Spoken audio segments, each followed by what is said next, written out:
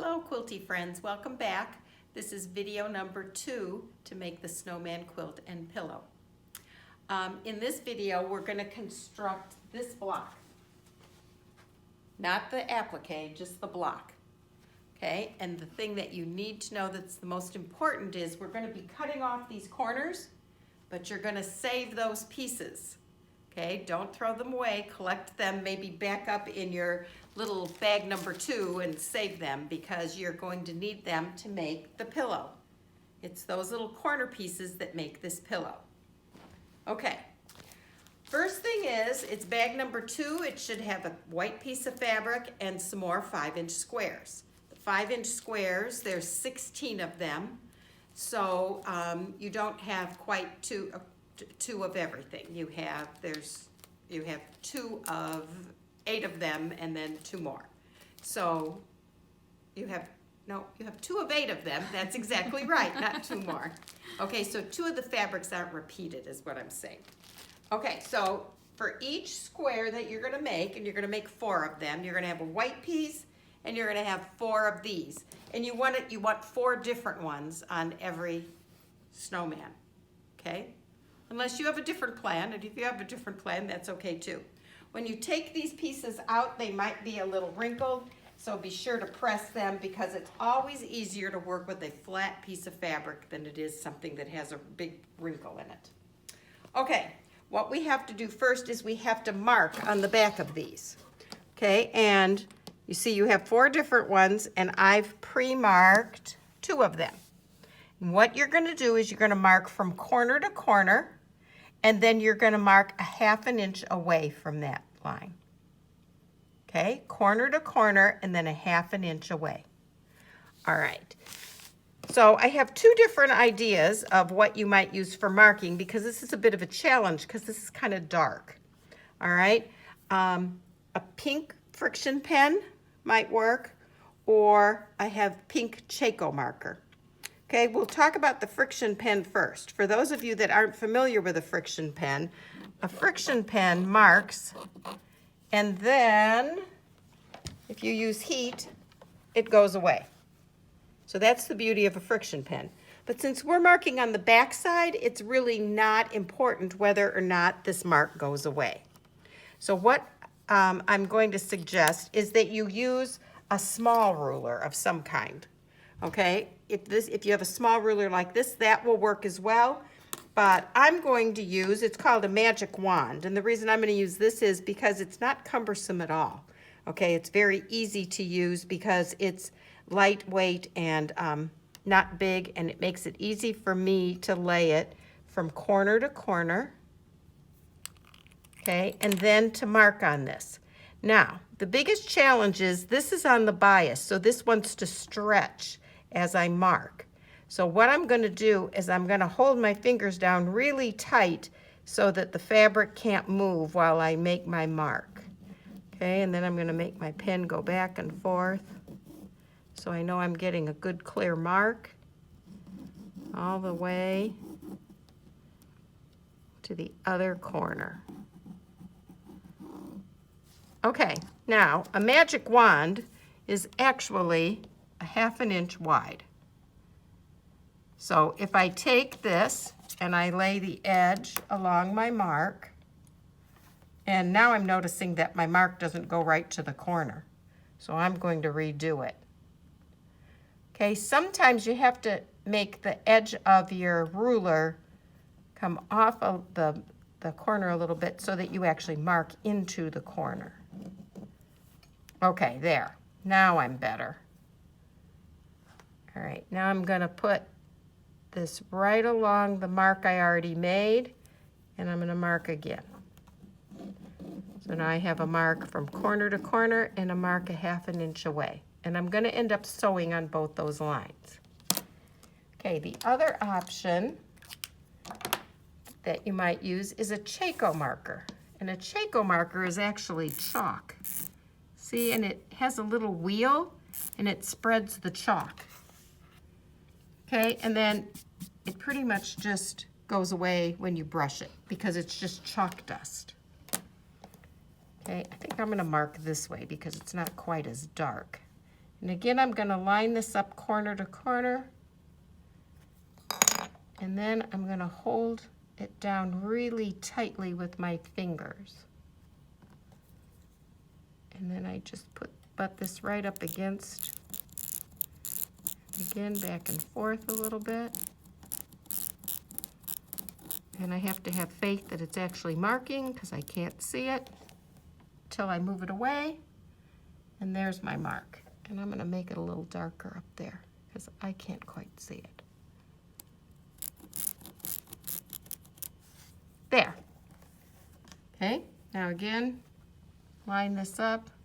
And again, you could be doing this if you just have a regular ruler. You just put your line at the 1/2 inch mark. This magic wand just makes it really easy. Okay. All right, now we're ready to sew. Okay, remove these out of the way. Get rid of that, we're done with it.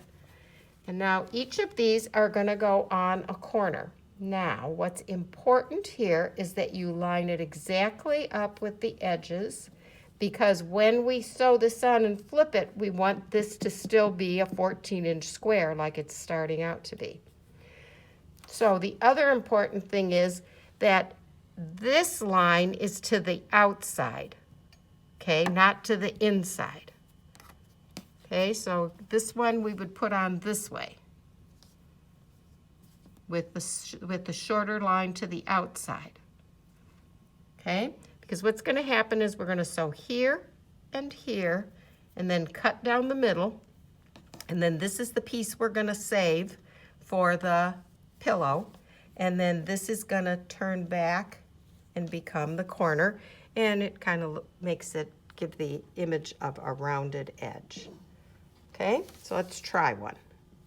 Again, I want to be sure that my edges are all right together, and since when I pick it up it's going to move, I'm going to put a couple of pins in it. Okay, so that I can get it to my sewing machine without this moving.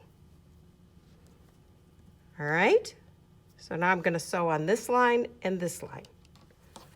All right, now we don't want to be sewing with a 1/4 inch like we did before. So I've changed to a foot that on this machine is called a satin stitch foot. And the reason I like it is because that little red mark is exactly lined up with the needle. The needle is now in the center position. Okay, so that little line I will sew exactly right on that line. I'll put my marked line on that little red mark, and I will be sewing right on the lines. And I should have changed my thread to white thread. Well, no. It's half white, half black. We're just gonna sew with the black thread we have. Okay, I'm gonna put my needle down so that I know I'm right on that line. And I'm gonna sew a little ways before I take out this pin. All right, and I'm gonna change this stitch length back down to 1.8 for piecing. Okay, even though it's not set up for, I'm sewing on my line. And as I get close here, I'm gonna take my pin out, but I'm really gonna watch here that my edges all stay together, because all I'm really doing is replacing this corner with this black piece instead of the white piece that was there. Okay, so that's one line.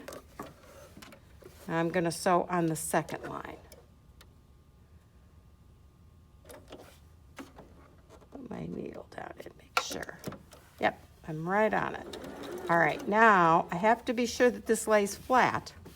Okay, I can't let this happen. If I let this happen, I'll have a wonky pillow. So this all has to stay flat. Okay, so right on the line. All the way to the edge. Okay, I've sewn on the 2 lines. Okay, now I have to cut in between them. So I'm going to get my rotary cutter. And I'm going to use an add 1/4 ruler. Okay, An add-a-quarter ruler is actually designed for foundation paper piecing, and what it is where you see this lip to the edge is actually an exact 1/4 inch.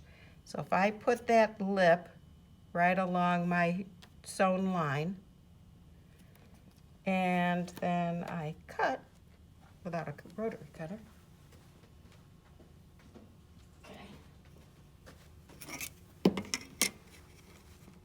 Can you see it better that way?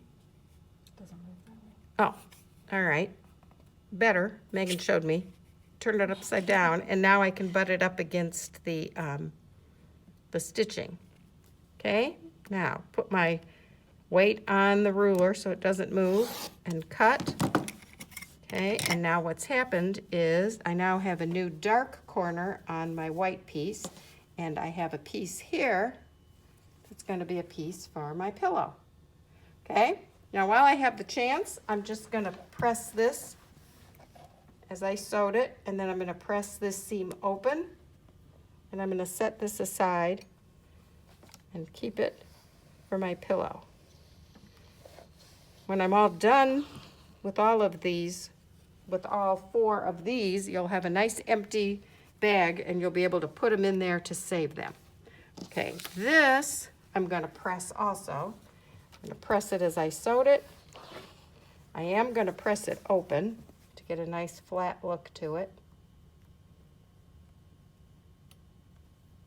Maybe.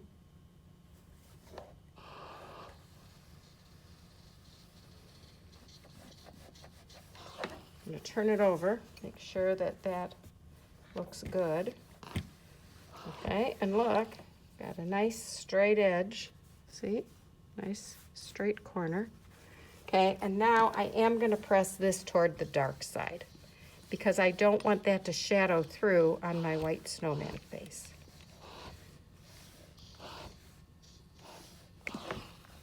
Okay.